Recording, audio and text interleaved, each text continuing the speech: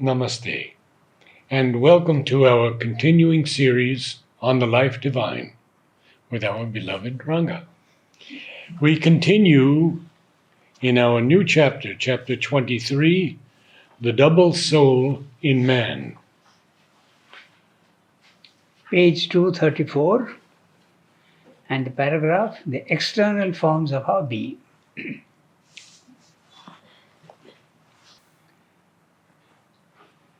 The external forms of our being are those of our small egoistic existence. The subliminal are the formations of our larger true individuality. Therefore, are these that concealed part of our being in which our individuality is close to our universality, touches it, is in constant relation and commerce with it. The subliminal mind in us is open to the universal knowledge of the cosmic mind. The subliminal life in us to the universal force of the cosmic life. The subliminal physicality in us to the universal force formation of cosmic matter. The thick walls which divide from these things our surface mind, life, and body, and which nature has to pierce with so much trouble, so imperfectly, and by so many skillful, clumsy physical devices, are there in the subliminal only a rarefied medium at once of separation and communication. So too is the subliminal soul in us open to the universal delight which the cosmic soul takes in its own existence and in the existence of the myriad souls that represent it, and in the operations of mind, life, and matter, by which nature lends herself to their play and development. But from this cosmic delight, the surface soul is shut off by egoistic walls of great thickness, which have indeed gates of penetration, but in their entry, through them, the touches of the divine cosmic delight becomes dwarfed, distorted, or have to come in masked as their own opposites. Powerful. Very clear, the whole thing, the way he's putting it. Beautiful. Okay, we'll have a look at some of the things. The external forms of our being are those of our small egoistic existence. The external forms, body, mind, life. Very clear. The subliminal, the inner mind, inner vital, inner physical, are the formations of our larger, true individuality. We are the cosmic consciousness, we are the cosmos in essence. So even the intraconscient is part of us, but it's also part of the universe. So that's why he's saying the subliminal are the formations of our larger true individuality. But this individuality is not limited by the ego. That's the difference. The one is the ego, here there is no ego at all when you enter in. Remember, the subliminal is the intraconscient, the one that is open to the sky. Therefore are these that concealed part of our being in which our individuality is close to our universality. We can also be universal, and when you go into the psychic or even into the intraconscient, when you go in, you can have a cosmic consciousness. It's possible. Is close to our universality. Touches it, is in constant relation and commerce with it. The commerce, what is meaning is the universal forces, he is explaining later on. The universal forces are entering our individual intraconscient. The intraconscient is individual as well as cosmic. So there is a constant interchange. Forces are coming in, our own formations also are going out and contributing to the generality of cosmic forces. We also are generating cosmic forces. Our emotions, our thoughts, they are also part of the whole entire cosmos. So there is a constant interchange. The subliminal mind in us is open to the universal knowledge of the cosmic mind. So there is a plane of cosmic mind And our subliminal mind is part of that. Is in touch, he's saying. What's He's the word he's speaking using? so much of this, so positively about the subliminal mind. Yeah. The subliminal is a very, very, very, very powerful tool once you can enter into it. He has discussed also the what is it called?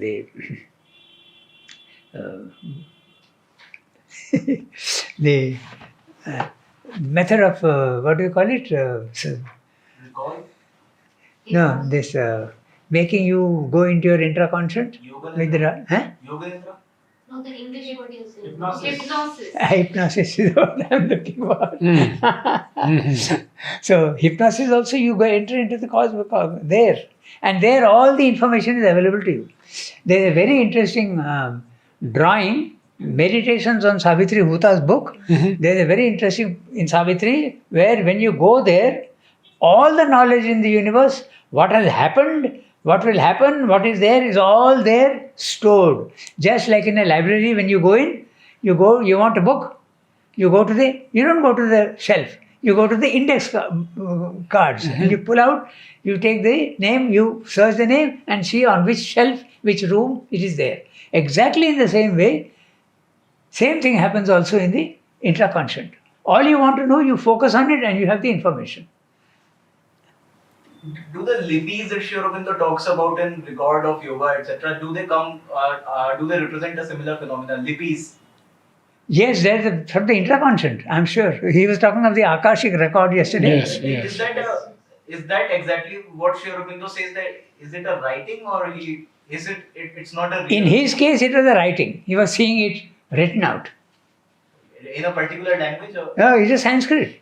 Okay. He was because in the record of yoga, he mentions what he was seeing also. So this might be a bit out of. So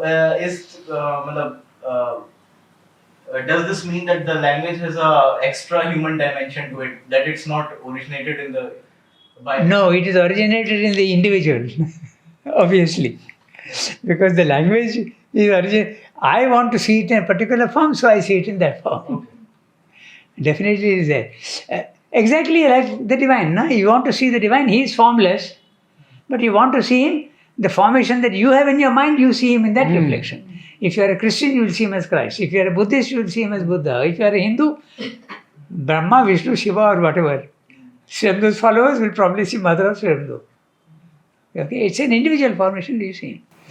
I had a doubt. You were saying the hypnosis takes you to the subliminal region. Yes, But it may not always be that. That's right. Because hypnosis is simply a numbing of your physical senses. not numbing, But going inwards.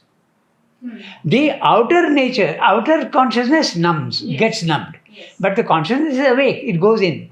But it can go then to any other regions. It can go to the lower vital. It can Yes, by all means, of course, that can happen. It depends on the hypnotist. Yes, and also yourself. Yes, both. Of course, it can happen. Yoga and But how long can that be maintained under hypnotism? You mean how long can he experience that? Yeah, plane? let's say he's experienced something very powerful. Will it, That is the will it question. wane after a while? Yeah, I don't know. I don't either. But it depends, I think, on the hypnotist because he says, now you come out of your. It would depend on the hypnotist. Yes, Exactly. depend I on the think so, yes. So, the subliminal mind in us is open to the universal knowledge of the cosmic mind, the subliminal life in us to the universal force of the cosmic life, the subliminal physicality in us to the universal force formation of cosmic matter. Now, that's a very interesting thing because your physical, subtle physical, you can identify with subtle physical everywhere else. I remind you of that famous case of the yogi who is watching a animal being whipped 100 meters away or even, and the lashes appear on his own back. This is something very similar to with whom you identify yourself. That can happen. The famous example of the stigmata in Europe. Oh, yes. Those who You're identify themselves with Christ's crucifixion. Actually, the blood starts oozing out from those points because you identify yourself with them. This is all phenomena of the intraconscient. So he's saying even the subtle physical can become universal. There are many cases here in the mother also, ashram also, she had similar experiences. She had. So, the subliminal physicality in us to the universal force formation of cosmic matter. The thick walls, why don't we have the experience of the intraconscient often? So he's explaining the thick walls, where is it gone? Which Yeah, divides. which divide from these things our surface mind life body, and which nature has to pierce with so much trouble, so imperfectly, and by so many skillful, clumsy physical devices. Wonderful. What do you think he is referring to? Physical, clumsy physical devices. Physical devices. Saritaji, what do you think he is referring to? Pranayama, concentration. This is what he is referring to. Physical, clumsy devices. By that, somehow you managed to go in. Okay. Then, are there in the subliminal only a rarefied medium at once of separation and communication. So, there are, so too in the subliminal soul in us, so too is the subliminal soul in us open to the universal delight which the cosmic soul takes in its own existence and in the existence of the myriad souls that represent it, and in the operations of mind, life and matter by which nature lends herself to their play and development. So our nature, or he's talking of, what do you think he's talking of? Nature, by which nature lends herself to these? Is he talking of cosmic nature or is he talking of individual nature? Probably a little bit of both. Both, yeah, he's talking about that interchange. Yes. Cosmic nature also, there is this Ananda which is there in the cosmic, and our soul can access that nature, that Ananda. Cap-N. Yeah, Cap-N. Yeah, that's right. It looks more like the cosmic. But lends herself to their play and development. But from this cosmic delight, the surface soul is shut off by egoistic walls of great thickness, which have indeed gates of penetration. But in their entry through them, the touches of the divine cosmic delight becomes dwarfed, distorted, or have to come in masked as their own opposites. Interesting. When the inner mind manages to come into it becomes the outer mind. That's what he's saying. It becomes masked according to the opposite. Even the soul is sending messages, sending intimation, sending guidance from inside, but by the time it comes out, it gets the appearance of as though it is a feeling, a vital feeling. It gets masked. That's what he's saying. It's not only feelings, but it could also be distortion. Yes, that's also Something it there. that's coming from inside is a delight. Yes. Because it's not acceptable to my surface vital, it may turn into opposite of delight. Yes. It may be very painful to me. And if Could it be is, a, if could it be is a distorted, pleasure. Could be a pleasure, an egoistic pleasure. Yeah. and if it is distorted, you can interpret it wrongly also. Yes. That also can happen. In fact, the same phenomenon not in the intraconscious but from the intuitive plane of consciousness, Ramdo says, intuition is always coming into the mind. But by the time it comes into the mind is of a thicker substance. So it becomes embedded in the thicker substance and it seems to be merely a thought and not an intuition. His description is very, very vivid. Intuition is a rare medium. By the time it comes into our mind, which is a thicker and denser substance, it seems to be a thought, mere thought, and not an intuition. The intuition is a different quality. So, question. Dylan Thomas, a great poet, drinker, smoker, womanizer, yet the incredible poetry came through that. How? I have not read anything of Dylan Thomas, Oh. so who is interpreting that it's of a very high type of poetry? You have read his poems? Oh, I've read. And From they're many, really... very, very powerful. Okay. Yes. So, Do not go gentle into that good night. Rage, rage against the dying of the light. That's talking to his father as he's dying.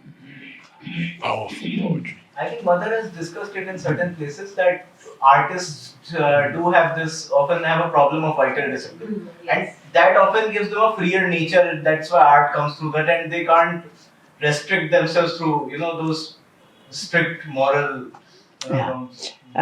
This is an interesting thing, what he's saying and what you are also saying. Artists have a vital which is often open, and it is not restricted like a puritanic thing. Yes. So you are actually more open in a way, and so it can.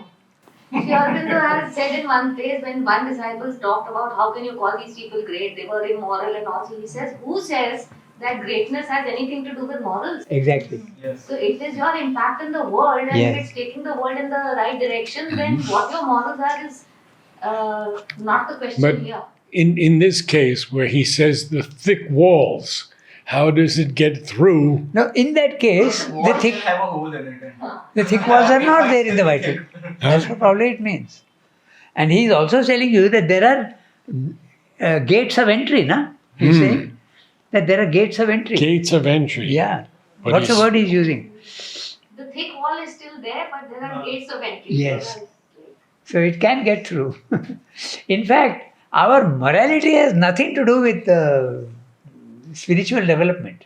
In fact, Mozart was getting inspiration from the illumined plane in all his compositions, but he had completely immoral in his outer life. So Who?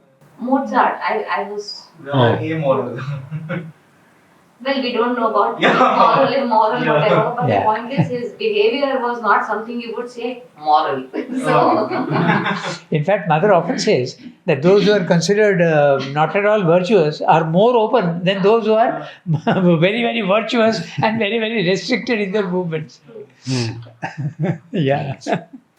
But speaking of walls, I had one question today. I was reading about the wall that formed between Savitri and Satyavan after death has been destroyed.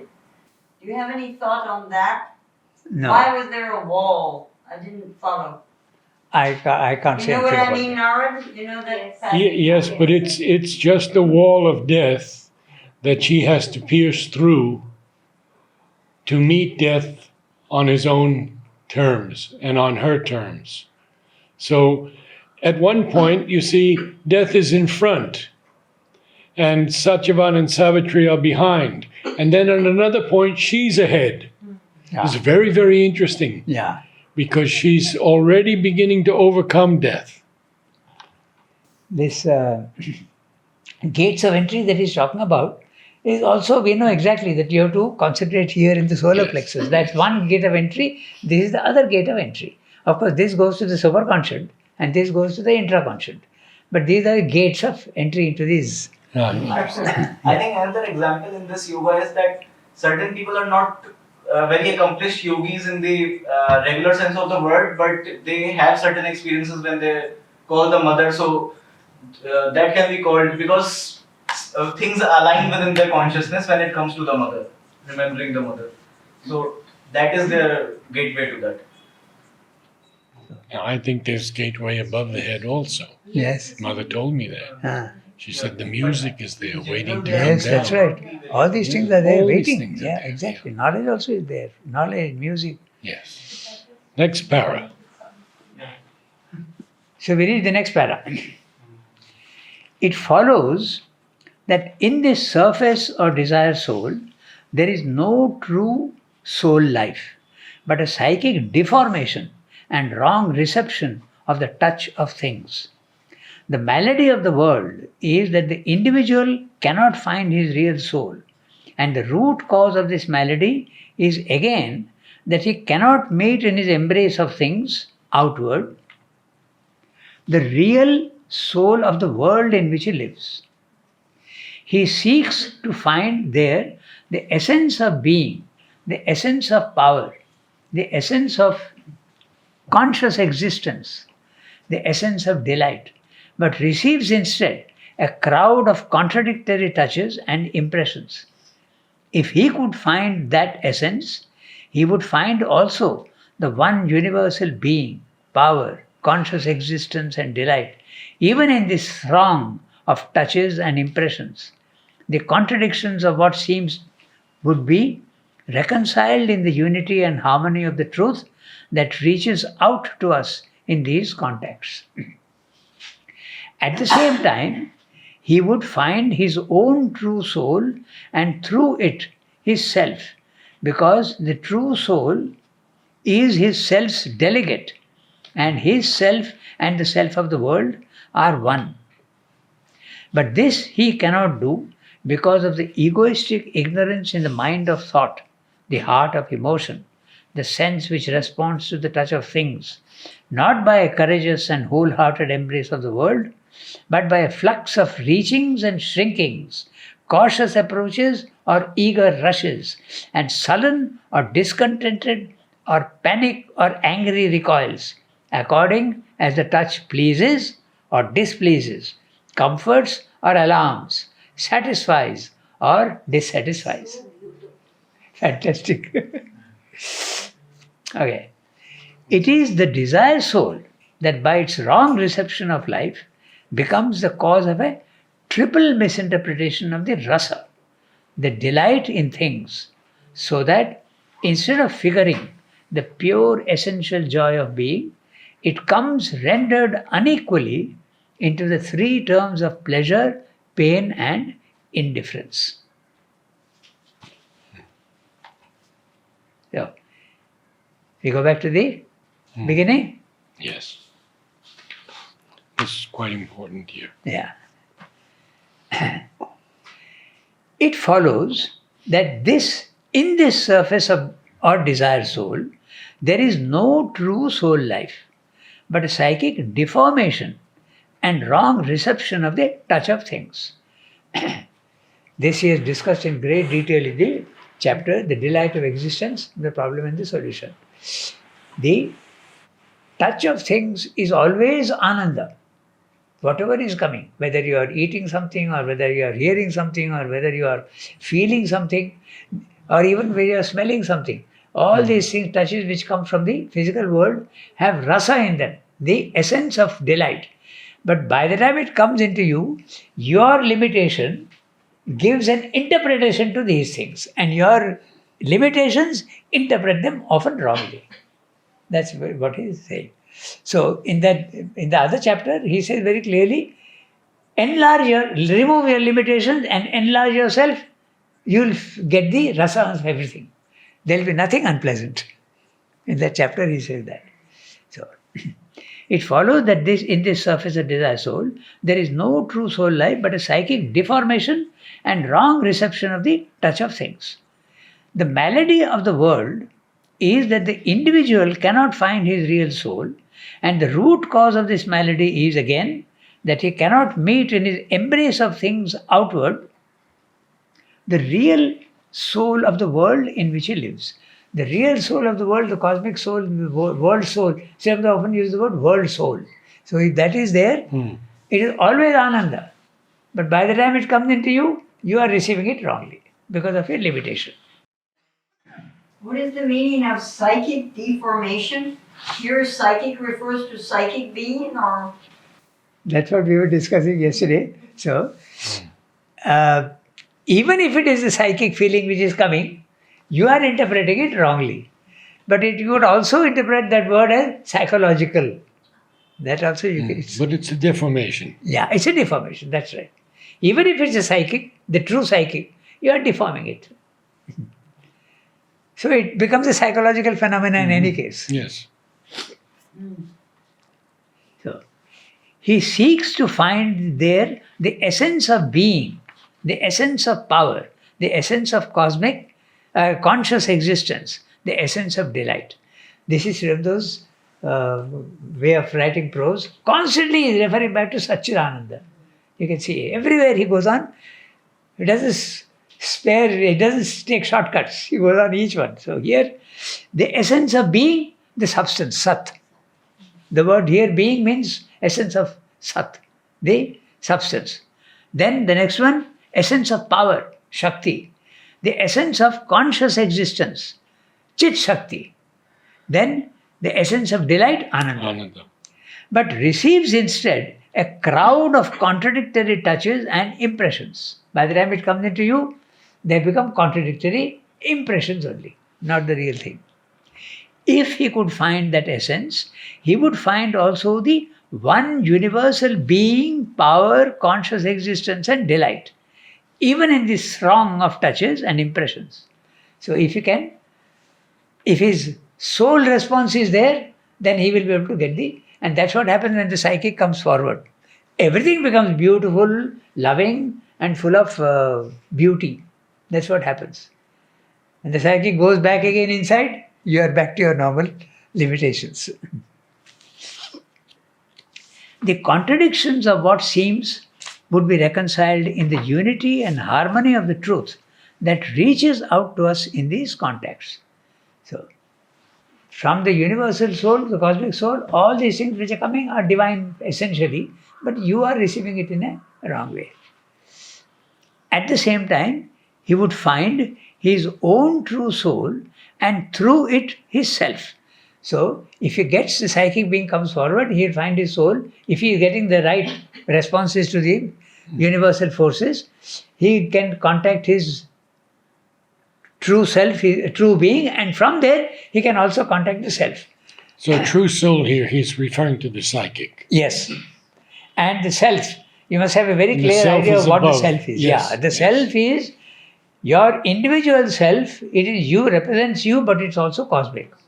But it never comes down into manifestation.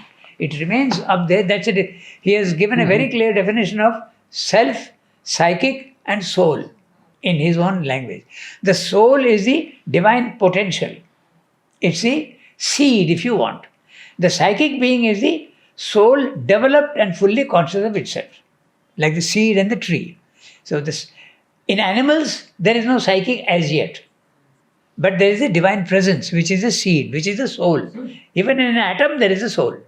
But that soul is sleeping soul. It's not a divine. It is divine in potential, but not really awakened. When it comes forward, it becomes and awakened in human beings, it becomes a psychic being. And once you get the psychic being, it's possible to contact the self. That's what he's saying. So the difference between psychic being is that which is common to all your lives. Nothing else is common to all your lives. Only the psychic being. It is that the thread on which all the beads of all your lives are threaded. Psychic is the one that connects everything. And the self is that which stands above, never comes down, but supports you from on top. And once you get yourself, you are in the cosmic consciousness and your ego disappears. And you are in absolute calm and peace. And sometimes Ananda can be there, sometimes Ananda need not be there. For the first experience, there was no Ananda. Yes, that's right. It was only peace and freedom. Okay, so. And then he's saying something interesting about the relation between self and psychic. Okay, he's saying, at the same time, he would find his true soul and through it his self, because the true soul is the self's delegate. The self is cosmic, the psychic being is individual, but he is like an ambassador. The self, the psychic is the ambassador of the the emperor, if you want. Okay, so you see. And his self and the self of Yeah. the world are one. The self of his self's delegate, and his self and the self of the world are one. The individual self, when you experience, you find that it is a self of everybody else. And that is the reason why you can get a cosmic consciousness. You will feel that everybody is part of you and you are also part of everybody else. The apprehending consciousness and the comprehending consciousness. You are part of everybody else is part of you. So if there is beautiful sonnets, the cosmic consciousness, where he feels that the largest stars in the universe are burning within him. In me, Arcturus and Belphegor. Yeah, that's right. So that's one thing. And also it is that experience with Sri Krishna, also the same experience. He's eating mud and Yashoda says, "What are you doing? Open your mouth." And she sees the whole universe in his mouth. Again, the same symbol. The cosmic consciousness contained in the individual. But this he cannot do because of the egoistic ignorance in the mind of thought the heart of emotion, the sense which responds to the touch of things, not by a courageous and wholehearted embrace of the world, but by a flux of reachings and shrinkings, cautious approaches or eager rushes, and sullen or discontented, or panic or angry recoils, according as the touch pleases or displeases, comforts or alarms, satisfies or dissatisfies. Fantastic description. And so he covers all the possibilities. He doesn't leave out anything. This is the vital response to the touches that come in from outside. You find things pleasant, you are happy. Things not pleasant, you are unhappy. And not only that, he is giving you all the different angry recoil. You can get angry. But when he speaks of the ignorance in the mind of thought, this great Thich Nhat Hanh, who many of you may know of, Plum Village.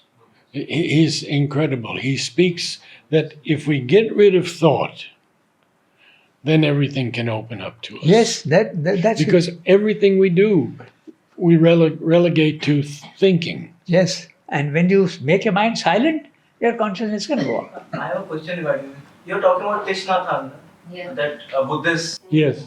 No, because Buddhists are aiming for the nirvanic realization, they try to silence their mind, and that's their first approach to it. When Sri Aurobindo, under guidance of Lele, he also tried to silence his He mind. didn't try, it happened. In But 3 days. That's my question. That's my question. They say that it happened to him, but he was following the process that was aimed towards. That he was throwing out the thoughts. Yes. Why is it said that Nirvana came to him and he wasn't trying for it? Because that's the process to get to Nirvana. Yes. That's my question. No. No. He had started yoga with the objective of gaining power. Yeah, I Okay. understand that. And his objective was not to renounce the world. Nirvana means renunciation of the world. Yes. His sitting with Lele objective was what he wanted from yoga. And what he wanted was power to throw the British out from India. Yes. That he did not get. Exactly. That's why he said Nirvana entered into me without as much as a may I come in. Yes. Exactly. Without even buy or leave. He said Okay, my confusion here was because even for Nirvanic sadhana, what Buddhists do is they throw away their thoughts and other processes like And that. this is there in the Gita, Nakinchidapi Chintayet. He has written an essay on this. Atma Samtham Manakritva, Nakinchidapi Chintayet. That's linked to Brahma Nirvana in the Gita, Yes. which is similar to the in the Buddhist tradition, that is the aim. Yes. Get rid of suffering by going to the self. That's enough. Liberation. But in Sri Aurobindo's case, it is not that. After getting that, you come back into the physical world. You don't reject the physical world. In the Buddhist tradition, that's the end of the sadhana. But here it is quite different. He wants to get that. That's the beginning of his whole movement. After that, get all the power and everything and come down here. I mean, I understand that. My basic question was, why was it unexpected? That is my. He didn't expect Because he it. didn't want that, no? He didn't want He it. wanted power to work and act in the world. He wanted power. He didn't want peace. Yes. And He was told to follow a procedure. He And followed he also it. says that it didn't happen by my own effort. He says from the grace of Mahakali and Krishna. Exactly. Very clearly it is there. The grace of the eternal Brahman. And he says because it had been done by thousands before me, so the divine didn't want me to waste time repeating the same thing. But That's he why it was was done just making like the this. effort of throwing. I get questions all the time. Why do we have to come back? But we don't have to. No, come you back. don't have to. We have the choice. Yes, exactly. And the Buddhists choose. The ascetic chooses not to come back. Yes. He prefers a dissolution into the infinite. Sri Aurobindo clarifies this to a sadhak in a letter. He says that you must get rid of the sanskara that you don't have a choice to come back. If you are doing the integral yoga, not if you are not doing. If you are doing my yoga, get rid of that idea that you must have liberation. And regarding the dissolution, Rangada, in the hour of God, Parabrahman and Mukti, in that he has given 4 or 5 ways in which you can get that dissolution. He gives it. It's Sat, it's Asat, it's like this, it's like that, very clearly. But he says, in my yoga, I want to be a Jivan Mukta and I want to act in the world. He says, I want release in the world rather than release outside. That's right. Correct. Where are we now? It is the desire soul. That fantastic. It is The language is desire absolutely soul. fantastic. Yes, yes. So, dissatisfies. Now, the next sentence is, it is the desire soul that by its wrong reception of life becomes the cause of a triple misinterpretation of the rasa. The delight in things, so that instead of figuring the pure essential joy of being, it comes rendered unequally in the three terms of pleasure, pain, and indifference. That's the triple misinterpretation. Ananda becomes mere pleasure, Ananda becomes pain, and also sometimes a neutral state. That's the whole problem. It gets distorted into this. But if the psychic comes forward, even that which is unpleasant, behind that you can see that there is something, there is a Ananda.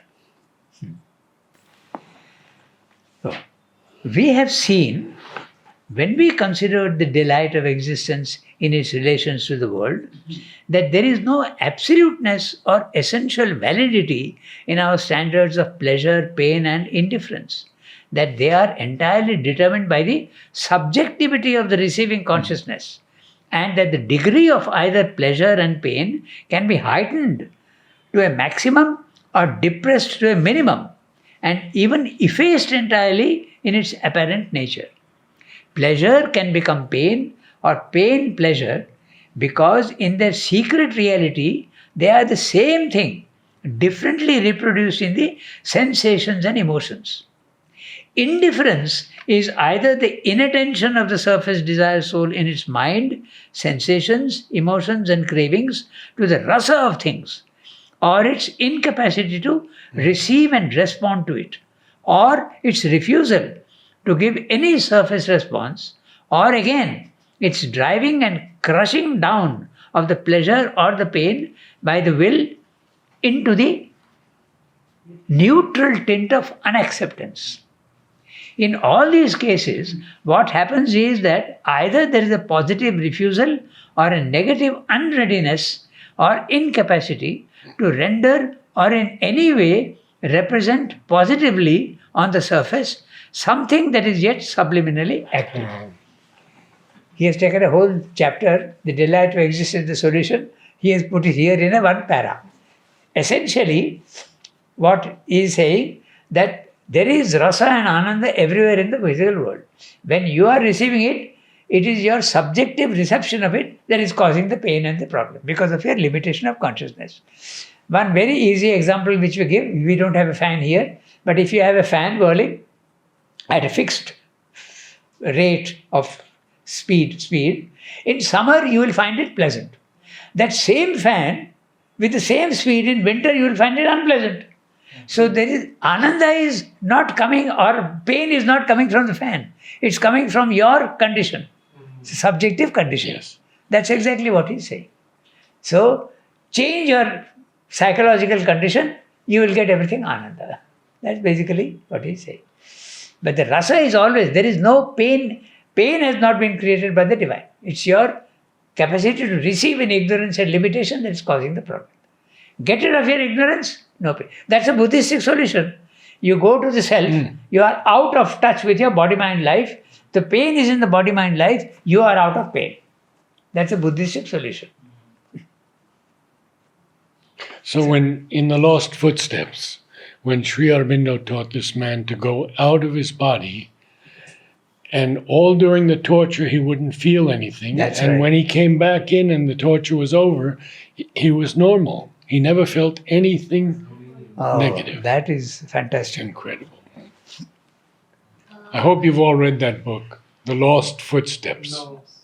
Is it available on the internet? It's available in the library, in the ashram library. Ah, you told me that. I have to get that Yeah. book and read it. It's the Romanian, right? Yeah. Yes.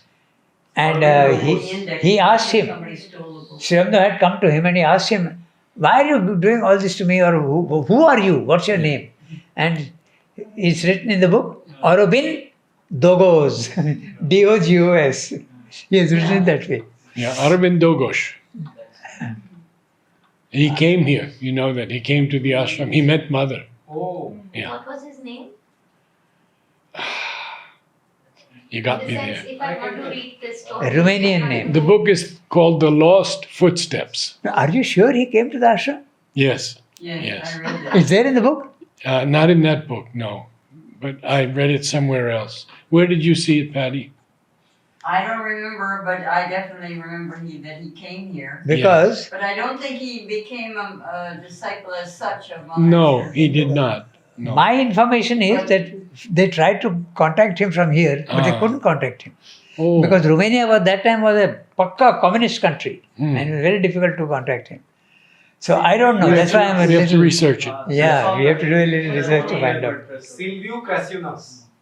So, which is the para? We have seen. We have seen. When we considered the delight of existence. We have seen when we considered the delight of existence in its relation to the world, that there is no absoluteness or essential validity in our standards of pleasure and pain and indifference, that they are entirely determined by the subjectivity of the receiving consciousness, and that the degree of either pleasure and pain can be heightened to a maximum or depressed to a minimum, or even effaced entirely in its apparent nature. I have seen a video on National Geographic where they are operating on a woman without anesthesia and big operation, cutting open her abdomen. She is smiling and they ask her, "Are you getting any pain?" She says, "No." So it's possible to even get to that, like that's what Srinidhi is saying. And you can also increase the Ananda to its maximum. You can even increase the Ananda, he's saying.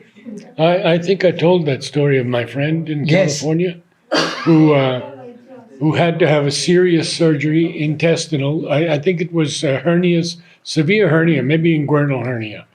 And they brought him into the operating theater, and the anesthetist was getting ready, and he said, "No, I'll just meditate." And he meditated through the entire surgery, and at the end, there was no pain at all. That's what Srinidhi is saying. It's very Amazing. relative, pain and pleasure. Yes. Even in our own lives, we can see that what you disliked in childhood, afterwards you start liking.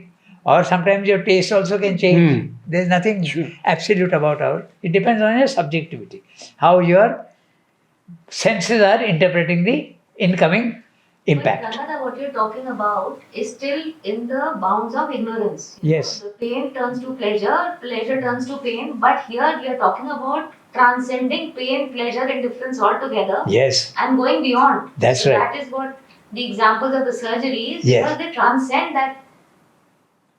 that's right. Yes, that particular area. Yeah. That's right. So, can be heightened to a maximum or depressed to a minimum or even effaced entirely in its apparent nature. Pleasure can become pain or pain pleasure because in their secret reality, they are the same thing differently reproduced in the sensations and emotions. In itself, it is always the same thing, but by the time it comes into our sensations and emotions, it takes the shape of your emotion and sensation. That's why it gets conditioned. Indifference is either the inattention of the surface desire soul in its mind, sensations, emotions, and cravings to the rasa of things. Inattention to the surface, inattention of the surface, or its incapacity to receive and respond to it, or its refusal to give any surface response, or again its driving and crushing down of the pleasure or the pain by the will into the neutral tint of unacceptance. In all these cases, what happens is that either there is a positive refusal or a negative unreadiness or incapacity to render or in any way represent positively on the surface something that is yet subliminally active. So he seems to suggest that you have the power to refuse the incoming thing. That's what he seems to be saying. Would you say that the blinding sunlight, which is painful to us at a certain time of day, is also very welcome at another time of day, or not? But the intensity that another time of the day the sunlight varies, no? It varies. So, but he is talking of the same intensity. Same intensity, He's yes. talking of the same intensity. Yes. You can change it to pleasure or pain. It's very natural. If the sunlight changes, then naturally you'll find it pleasant. How does one actually do that transcendence? Do you concentrate above your head? In Or one word, how is it done actually? how is it done? In one word, yoga. Simple. No, I mean, there's a process, no?